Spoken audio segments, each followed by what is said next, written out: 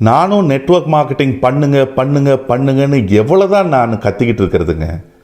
ஏங்க, தமிழ்நாட்டில் இன்றைக்கி வேலை வாய்ப்பு ரொம்ப கம்மியாயிட்டே வருதுங்க. படித்த இளைஞர்கள் இன்றைக்கி வேலை இல்லாமல் கஷ்டப்பட்டுக்கிட்டு இருக்காங்க. அப்படி வேலை கிடைச்சாலும் 90% மக்களுக்கு வெறும் 20,000 ரூபா சம்பளம் தாங்க கிடைக்குது.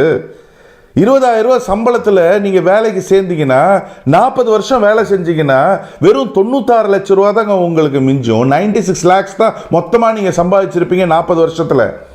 30,000 ரூபா சம்பளம் இருந்தால் 40 வருஷத்தில் 1,44 லட்சம் ரூபா தான் சம்பாதிச்சிருப்பீங்க 40 வருஷம் கஷ்டப்பட்டீங்கன்னா.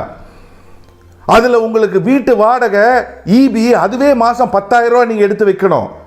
அப்படி எடுத்து வச்சிங்கன்னா 40 வருஷத்தில் 48 லட்சம் ரூபா அதில் நீங்கள் கட்டியிருப்பீங்க.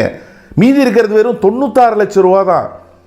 அது தவிர மல்லிகை ஜாமான், அதுக்கப்புறம் கேஸு எக்ஸெட்ரா அது ஒரு 10,000 ரூபா வச்சுப்போம் மாதம். 40 வருஷம் நீங்கள் செலவு பண்ணியிருந்தீங்கன்னா 96 லட்சத்தில் திருப்பி 48 லட்சம் ரூபா கழிஞ்சிரும். அப்போ மீதி இருக்கிறது வெறும் 48 லட்சம் ரூபா தாங்க. அதுக்கப்புறம் பெட்ரோலு, அந்த வண்டியோட மெயின்டெனன்ஸு, அதெல்லாம் ஒரு 5,000 ரூபா எடுத்துப்போம். அப்படி 40 வருஷம் நீங்கள் செலவு பண்ணியிருந்தீங்கன்னா அதில் ஒரு 24 லட்சம் ரூபா கழிஞ்சிரும். அப்போ மீதி இருக்கிறது வெறும் 24 லட்சம் ரூபா தான். அதுக்கப்புறம் பிள்ளைங்களுடைய எஜுகேஷனு, ஹாஸ்பிட்டல் செலவு, அது தவிர ஏகப்பட்டது இருக்குது. அது ஒரு 5,000 ரூபா வச்சுப்போம். 40 வருஷம் பார்த்தீங்கன்னா அது ஒரு 24 லட்சம் ரூபா. மீதி இருக்கிறது ஜீரோ. அதை தவிர ட்ரெஸ் இருக்குது, நகை இருக்குது, பிள்ளைங்களுடைய கல்யாணம் இருக்குது, ட்ராவல் இருக்குது, Deepavali, Pongal, Christmas, new year, Ramzan, Bakrid இருக்குது. ஏதாவது ஒரு மற்ற நண்பர்களோ உறவினர்களுடைய ஃபங்க்ஷன்னா கிஃப்ட் வாங்கிட்டு போனோம், ஏகப்பட்டது இருக்குது. திடீர்னு வீட்டில் ஒரு எமர்ஜென்சி, பெரியவங்களுக்கு பெற்றோர்களுக்கு உடம்பு சரியில்லைன்னா ஆஸ்பத்திரி செலவு. இன்றைக்கி ஆஸ்பத்திரிலாம் போனால் லட்சங்களில் எடுத்து வைக்கணும். ஏற்கனவே ஜீரோ.